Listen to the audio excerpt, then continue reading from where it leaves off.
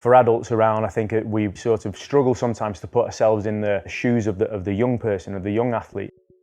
And I would encourage parents and adults around these players just to sort of take a breath and embrace the negative moments as well as the positive moments. And all of it is okay.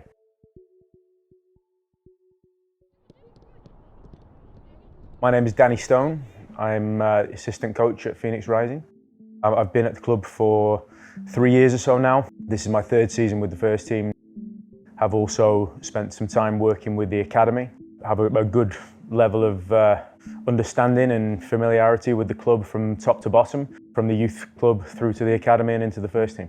We do have links to the youth setup all the way through to the first team, and I think that's an important thing. And I think we do a good job of managing those crossover pieces and making sure that people are involved in multiple pieces of the puzzle, so that when players or coaches do progress through that pathway, the benefits, first of all, for the players, which is the most important thing, players that are coming from our academy program who then spend time or earn their opportunity to train with the first team and perhaps even sign as an academy player and potentially be involved in professional games. They see familiar faces, which is also important for them, so that change of environment doesn't immediately feel something that is completely foreign to them, because they do have a crossover in terms of the coaches sometimes that they will see and work with.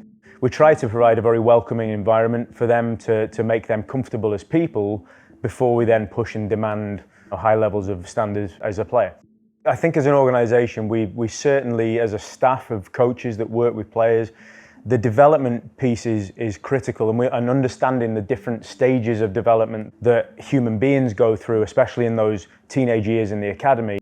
It demands of them different levels of mental pressures and mental expectations. So understanding the human side to that is very important. So as coaches, the energy that we feed into players is as much in terms of helping them manage those steps as a human being. Then obviously as a soccer player, that hopefully should actually feel a little more comfortable for them. As long as they feel comfortable in the environment, then I think that's something that they can approach positively. And we do our best to make sure that players are clear in the expectations when they do make that jump from academy into a first team training session. That's an important balance to find and to strike with the player and the coach.